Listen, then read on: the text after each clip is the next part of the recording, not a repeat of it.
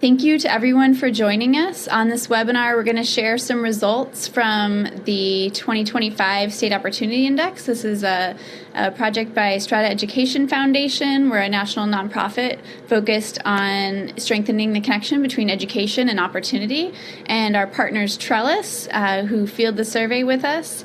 And so we'll talk both about some results from that survey around work-based learning, what we're learning about who is participating in work-based learning, and then we'll also talk about how you can participate and be part of this research for 2026, and we hope as many of you as possible will be joining us. So yeah, just a quick agenda, just a little bit of high-level context about what is the State Opportunity Index, this broader research project, a deep dive into those work-based learning results, and then Abby will take us through how you can get involved in 2026. So the context for this project is that we're really focused on this third era of progress in post-secondary education. So, the first step is broadening access to college for as many people as possible. Of course, we're still working on that. And then the second step to make sure that people aren't just accessing college, but they're completing a degree. But we also think that it's incomplete without that final step of college leading to stronger opportunity, and in particular, economic mobility and career opportunity. And while we've had a lot of ways to maybe measure and research access and completion, it's a little bit of a new frontier with this third step of how is this leading to opportunity. So our goal is to shine a light on that and to help states and institutions understand where they are now and how they can improve in order to better serve students and make sure they're reaching that third step of better opportunity. So what this project is, if anyone has seen the full report, there are 5 different areas that we focus on that are kind of keys for states and for colleges to better connect education and opportunity. So there's the clear outcomes is about the kind of data infrastructure that's available to actually show where pathways lead. Quality coaching we'll get in, well, I guess we won't get into in this presentation, but this is another area where our survey data highlights and shines light on how students are getting coaching and guidance on accessing careers. Affordability is about whether finances are a barrier to accessing higher education. Work-based learning is where we're going to really focus on this webinar. And then finally, employer alignment, thinking about what kind of jobs are available in a state and how aligned is that with the kinds of degrees that students are getting. So all of these things are really important. And today, we're really just going to focus deeply on work-based learning. So while some of the data for those different focus areas are available publicly, there's administrative data on higher ed finance and cost and some of those different areas.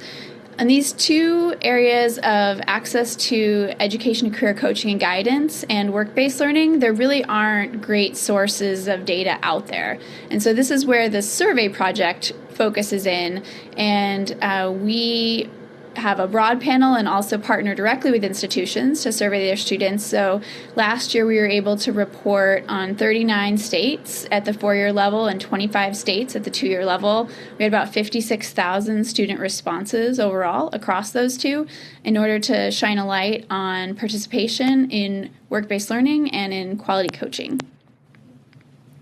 So work-based learning, this is the idea that students need to get experience in addition to a degree in order to have that full preparation for a successful career transition. And we look at 5 different kinds of work-based learning experiences.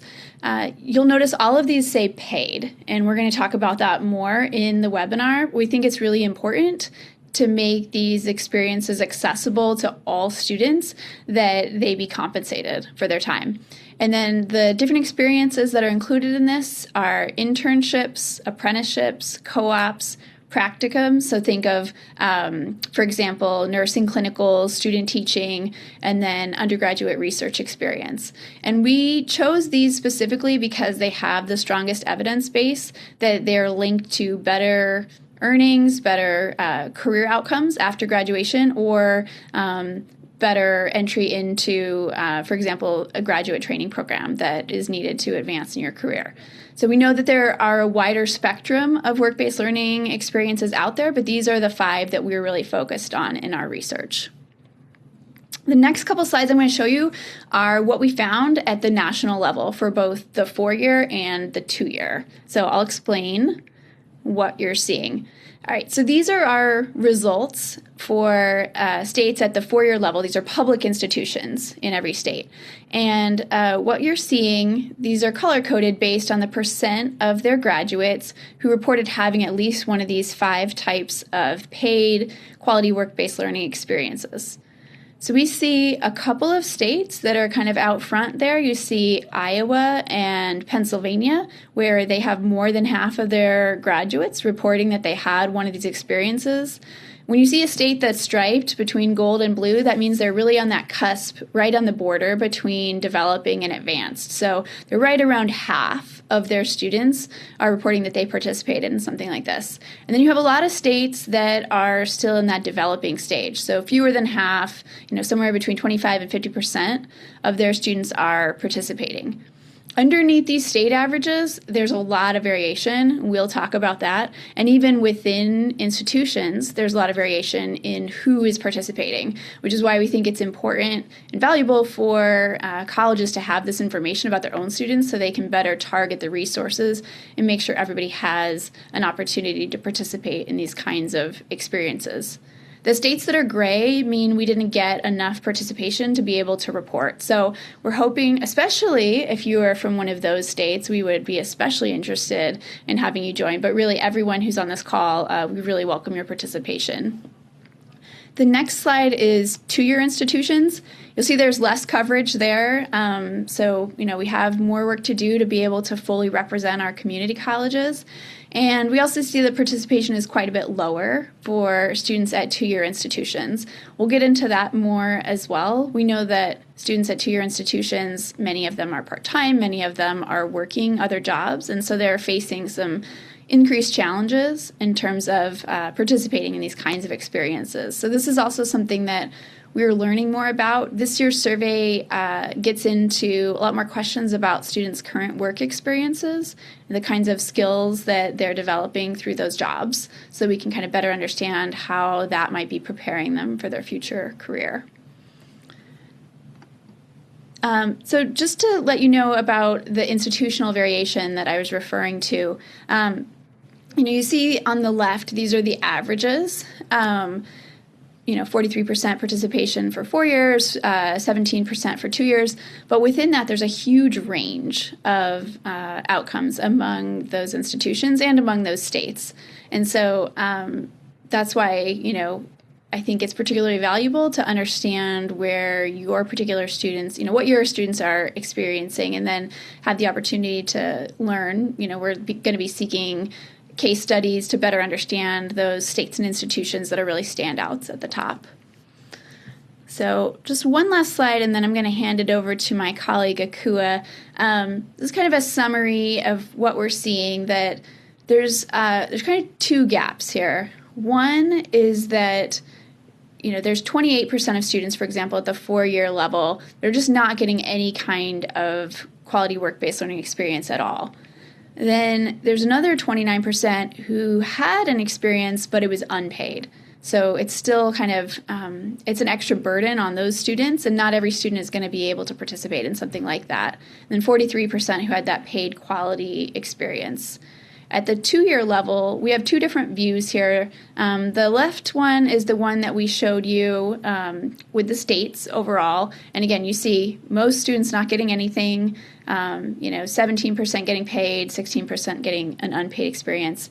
The following slides, we're going to continue to look deeper at the 4-year institutions and the 2-year institutions, and we're going to focus on a subset of students from those 2-year institutions, specifically ones who are about to enter the workforce. So, we recognize that a lot of students at 2-year institutions intend to transfer to 4-year. So for the following slides, we've kind of taken those students out and really focused on the students that are going to community college and then hoping to go straight into the workforce, which is a question that we asked on the survey. what are your plans? You're about to graduate. Are you going into the workforce? So just a little note on how that's a slightly different sample, slightly higher participation in work-based learning, which is encouraging, but still not nearly as high as we would hope, since we think these experiences are valuable for all students. So now I'm going to hand it over to my colleague Akua, who's done some great research digging deeper into differences in participation. Yeah, thanks, Nichole. And hi, everyone. Good afternoon or good morning, depending on where you are. Just to introduce myself, my name's Akua Amankwah-Ayeh, and I'm a researcher here at Strada, working with Nichole on the State Opportunity Index and focusing specifically on these work-based learning data. So this slide and the following slides are going to have some breakouts looking at differential participation in the national results. As Nichole said, looking at those graduating subset of students. And the goal here is to really better understand which student populations may face additional barriers or just are having less access to these quality paid experiences. So starting on this slide, looking at some demographic breakouts, we find that first generation students are participating much less often than continuing generation students, and women much less often than men. Women and people of another gender identity much less than men. So the way to read these graphs, the green bar represents the percentage having a paid experience. And the gray bar represents anyone having an experience, whether it's paid or unpaid. So, for example, 46% of continuing generation students having a paid experience versus 35% of first-gen students. And looking at the differences across gender, we see that overall participation, paid or unpaid, is quite even, 71 to 73 to 69% at the 4-year level, and also quite even at the 2-year level.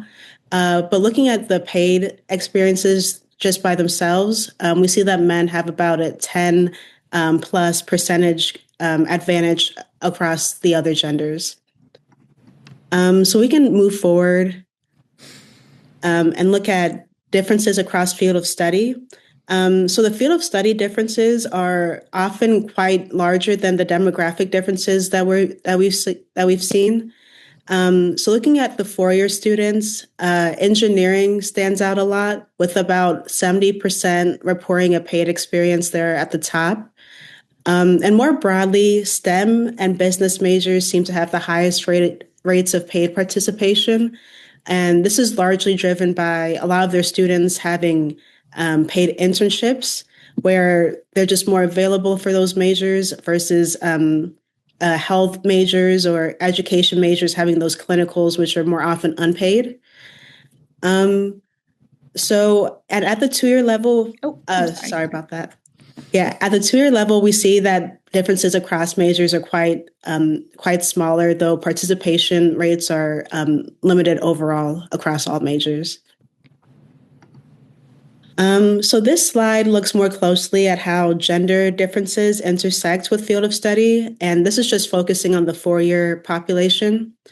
So on the left, we see the gender composition of these majors, with men in our sample being more concentrated in those STEM and business fields where paid participation is higher, and women more represented in the education, psychology, and health fields where unpaid experiences are more common.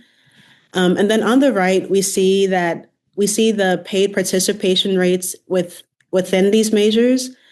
And looking across all these majors that we have, there's not really a consistent pattern of one gender outperforming the other. It's really different within each different major.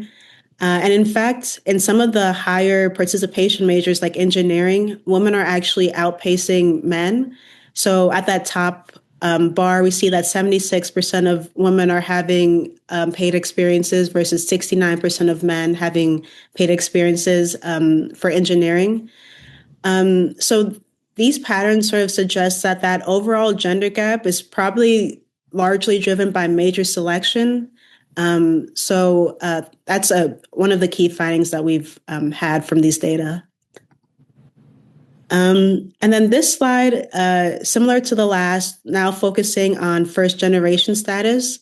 So unlike gender, these first generation gaps persist within most majors, with continuing generation students outpacing first generation students by 10 or 15 percentage points.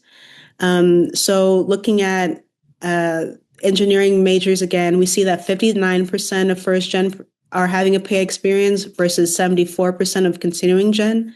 And that's the same pattern as we look across almost every major, with the largest gaps being in those majors with higher paid participation.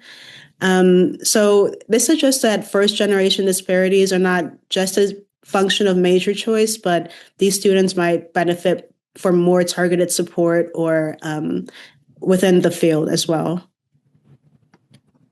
Going to the next slide, we also were interested in looking at institutional type, and here we looked at institutional endowment, looking at institutional endowment per student, and we grouped students into whether their schools had an endowment above the median or below the median.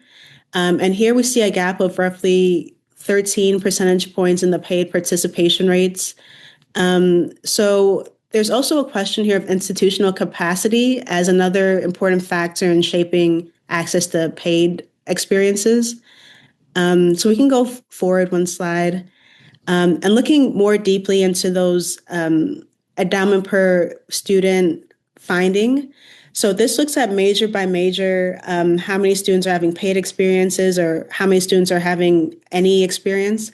And within every single major, students at those high endowment universities are having more paid experiences than students at low endowment universities. Here, the dark green bars represent the high endowment and the light green representing the low endowment. So it's really both field of study and institutional endowment that we're finding to be really driving factors here when it comes to participation. And we can go forward one. And finally, we wanted to highlight the role of quality coaching. As Nichole said at the beginning, that's another area that we focus on within the survey. So we define quality coaching as a combination of guidance, access to timely labor market information, and strong support. And students who receive these elements of coaching are substantially more likely to have a paid experience than students who don't. So about 38% of students who don't experience quality coaching have a work-based learning experience, versus 47% of those who do. So there's a real opportunity here. So many of the gaps that we've discussed, whether by major or first generation or institutional resources, there's an opportunity to narrow those gaps through targeted support and coaching, especially for students in fields where paid opportunities are less common. So yeah, those are a few findings from last year's data. And with that, I'm going to turn it over to Abby, I think, who's going to walk us through how to get involved in this year's survey. Hi, it's so nice to see a lot of familiar names here of folks who participated last year and who are potentially participating again this year. To get some of this data, we're really excited both to be able to get you guys institutional level data, but also these big national and state reports as well. So if you can go on to the next slide, I'm going to talk a little bit about the process to participate in the survey. And for those of you who participate, I will be your main point of contact for the recruitment and the onboarding process, and then available to always meet and walk you through any of the steps. I'm so excited to potentially work with a lot of you guys. So a couple of things of benefits. Obviously, there's the big benefit of being part of this exciting research that Nichole and Akua just went over. But there are also really great institutional benefits as well. So every institution who participates receives a customized survey report with benchmarks to to national peers, and then also a one-page infographic that highlights the key findings. And then institutions also receive their de-identified data file to assist in your own evaluation, be able to slice and dice that data. And, Nichole and Akua just went over a lot of the benefits of what you all learned from the work-based learning portion. There's also, as Nichole mentioned at the beginning, the insights about quality coaching, but to be able to receive those reports and then to analyze the insights around your students' experiences. We also handle the IRB process and the onboarding, and it is a totally free survey. A little bit about the IRB process. We do have an external IRB approval from Brady, which is the parent organization that does the city trainings, if you are familiar with those. We are also always happy to go through your internal institutional IRB as well. I fill out a lot of IRB applications, so that's something that I am happy to help try to take some of that off of your plate if this is something that you're interested in participating in. You go to the next slide. So a little bit about the timeline. We are currently in the sign up and registration period. Then we will start actually fielding the survey. The first survey window opens on March the 2nd. So we are officially within a month, which is very exciting. And we've been having these conversations since fall. So it's always felt kind of far away, but now we're really in it. So excited to be actually fielding the survey soon. And then in July and the summer, institutions who participate receive your de-identified data files. And then in the fall and October, institutions receive the full report and infographic. And then this email will be on another slide as well at the end. But this email goes to, no, it'll be on the next slide, Nichole. No worries. So a little bit about the process to participate. The first step in the process is to complete and submit a letter of intent. And since it is a free survey, that is just our way of saying that you as an institution are on board and you're planning to participate in the survey. There are a couple of things that are within that letter of intent. One is that IRB step. So it asks if you will need to go through your own internal IRB, just so that we know and we can help you through that process. And then part of that is also determining your chosen 3-week administration window. And you can see those windows here on the left. So as I mentioned, that first one opens on March the 2nd, and then the last one closes on June the 5th. So we are really trying to have a lot of different windows that find a time that works best for your institution. We do ask that you try to avoid spring break, try to avoid commencement, and other surveys within your power, but we understand that sometimes some of those things are unavoidable, but we have the different windows to try to allow for having one that works the best for your institution. And then the next step in the process is to submit your data file. The traditional process for participating in the survey is the institutions submit their students who they plan to participate, their student names and emails, and then Trellis administers the survey in Qualtrics. If you are interested in participating, but doing a survey like that is not something that your institution is typically comfortable with, we do have a couple of other options for participating that I'm not going to get totally into right now, but would be happy to walk through in a additional conversation or email. but I don't want to confuse everybody with getting into all of the different options, but we do have several different modalities that we can accommodate. So just throwing that out there that this is the kind of traditional way to do it, but we have other options as well. You can go to the next one. So this is, if you are interested, this surveys at trellisstrategies.org. It goes to myself and a couple of other folks on the Trellis team who are working on the recruitment and onboarding for the survey. And I will likely be the person that you would hear from. And then we'd also always be happy to set up a time to meet to discuss further. And also this recruitment website here, as well as if you scan this QR code, it goes to that same link that's right up here at the top. This website has more information about the survey and how to participate.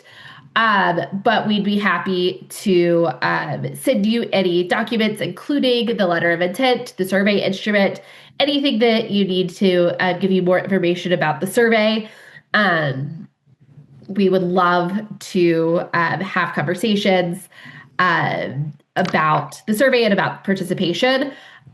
This webinar has been recorded. So after the recording is cleaned up and everything, likely at the end of the week, I will send out this recording as well as kind of my contact information, and we'll copy Nichole and Akua as well, so that it'll have the process to participate and all the necessary documents. So that if you are interested in participating, you can learn more. It'll also have a link to book an appointment to learn more about the survey. So we will certainly get all that information to you likely towards the end of this week. But we're really excited to partner and to hopefully have some of you all participate and turn some of those states that were grayed out in the maps that Nichole and Akua shared, turn them colors this fall when the reports are. Yeah. So that's all I have for now. Yeah, I was just going to put up one final page for those of you who haven't seen the whole report. These QR codes, and again, we'll send these slides, but that will take you to the main report webpage, or there are state reports for all states, including the ones that didn't have survey results. There's still results on things like affordability or employer alignment, so you might want to check those out. And then if you really want to get into the weeds, we have very detailed technical appendices, so that would be your QR code on the right for anybody who likes to go down those rabbit holes. But now we just have some time that's available to answer any questions. So we'll leave it open if anybody wants to either put a question in the chat or come off mute and ask anything. We are happy to answer your questions. I think there is a question in the Q&A. Oh, I see that. Mm-hmm. It says, does the survey ask the age of students? I'm wondering if more older adults are returning or registering at higher education institutions. And yes, the answer is the survey does ask the age of students. We have not used this survey to answer that question. There are some other IPEDS variables about enrollment by age that I think could be useful, but you do have the ability to look at your results by age, and we haven't done any of that analysis yet, but it would be really useful, I think, to understand any kind of differences you might see for adult students versus more of the traditional age. I know Trellis does a ton of work around that area as well. And I can answer this next question, which is what kind of time commitment is involved with the survey. I will answer it from two different lenses. One, the lens of the time commitment that it takes on campus to make it happen, and then also from the lens of the time commitment for students. On average, we saw around that this survey took students around 15 minutes to answer last year. It is, I believe, 49 questions, but there are quite a few skip patterns, so the majority of students are not getting every single one of those questions. And then as far as the time commitment on the institution side, That really varies depending on institutional processes. I would say we've had institutions that can really get through the steps of the letter of intent in a couple of hours on their end, and then some where there's typically, larger institutions or systems, where there's more red tape and things to go through. Also, if you need the IRB, if you need a data sharing agreement, which is also something we're happy to help with, those steps can add time to the process. So it's hard to give just kind of an overall view. We do try to make it as easy as possible, and try to make those steps, really clear and concise, and hopefully not too big of a lift. But it really just depends on kind of what the steps on your institution side look like as well. Mm-hmm. I see a good question from Saskia Campbell. It says, how are you factoring in changes in the job market? Over the last year, we saw a decline in the number of paid opportunities, reversing a trend. That's one of the reasons why this is an annual survey, and why I think it can be really useful to participate year after year, is because we do see some changes. Even since we've started tracking internships, first we saw an increase. Sorry. It sounds like maybe my replies are not going to everyone.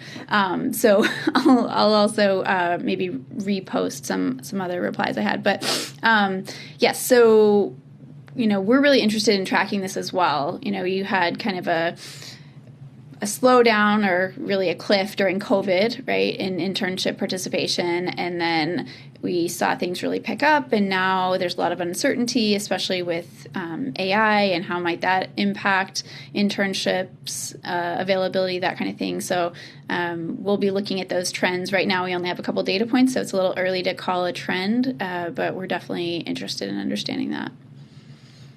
And then the other question, maybe I'll just answer it live since I don't think my chat went out, was from Wendy about participation, how long this has been going. We started in 2024, and it will be annual, and we anticipate doing it in the spring each year to capture, especially for four-year students, that graduating class. So we love and hope as many as possible can participate this year. If it doesn't work this year, we would also welcome your participation next spring. And Nichole, there's a couple other questions in the Q&A as well that I think. Yes, great. I'm seeing those now. Okay. Does the survey distinguish between the length of the work-based opportunity short-term versus long-term? Somewhat. So we do ask a question about micro-internships versus kind of a regular internship. We're wondering about these opportunities that are maybe fewer than 40 hours. And we ask some things around, did you participate in the summer or during the school year? We don't, on this survey, have a question about the total length. We've done some other research, though, that does get into kind of how long the experience is on average. And Akua, I don't know if there's anything else that you would want to point them to in terms of our research on, length of opportunities and how that impacts the quality. Yeah, we did have a report that came out last year, was sort of a deep dive into quality markers of work-based learning. And one of the things we looked at was length and hours per week. So with hours per week, we found that there's sort of a sweet spot of like students working full-time it sort of affected their academics or affected their view of the quality of the experience. So working part-time, I believe 10 to 20 hours was the ideal length. In terms of the overall length of the opportunity, we did look at that in weeks. I'm forgetting exactly what our finding was, but I can go ahead and paste that link to that in the chat. So you can have access to that as well. Yes. And then Cynthia has a question. How do you define paid? If a student is taking the internship for credit, so they're paying tuition while getting paid, is there a baseline pay rate that defines it as paid? We don't have a rate.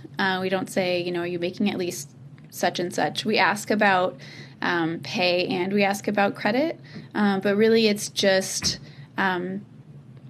it's kind of a pretty general question to the student, were you paid for this experience? And I know that can look a lot different. Sometimes it's more of just a stipend. Sometimes it's an hourly wage. So we haven't really gotten into the finer details of that. Let's see. Abby, do you have the link to, yes, Abby's about to also paste a link to that recruitment page, I think. All right, well, you can always reach out to us, and I think, yeah, the first link up there is that SOI page. Oh, Saskia says, any more specifics about what makes for the most impactful work-based learning experience if a university has to prioritize? Yes, so it's not necessarily about the, at least from what we found, things like the modality or the length, but it was kind of about the qualities. And so the link that Akua shared to our report on internships and beyond, the things that really stood out were development of technical skills. So to what extent did a student feel like their experience had really helped them to develop those technical skills? And then the second one was social capital. So did they meet people who they felt like were going to be helpful to them in their future career? Would they feel comfortable contacting those people again? And that could take place over a variety of different modes when it comes to work-based learning. I guess the third dimension is pay, which we think is really important in order to open up access. But we're definitely studying a lot of different forms, including, how can institutions make opportunities that students already participate in, like their on-campus job or, their other kinds of work experience, more valuable. And we're very interested in that. I think it's promising. The key is, does it still impart those kind of technical skills and those relationships? And sometimes that's challenging. If the experience is entirely on campus, how is that opening up relationships to future employers that are off campus? So maybe something for institutions to think about is, are there ways to augment those kinds of on-campus jobs with a very deliberate reflection from students about what are the skills that they're gaining, some coaching on how to talk about those skills and how they're relevant and applicable in other settings. And then two, some connections. So, if you pair that with some kind of alumni mentoring or networking or something like that, so that they're growing their professional network beyond just the relationships they have with people already on campus. Those are some of the keys that we've seen. Thank you all very much. We will follow up with the slides and more links and ways to be in touch with us. So please do reach out if we can be helpful, if we can answer more questions about the research, or if you would like to participate as campus. We would love to have you join us. Thank you.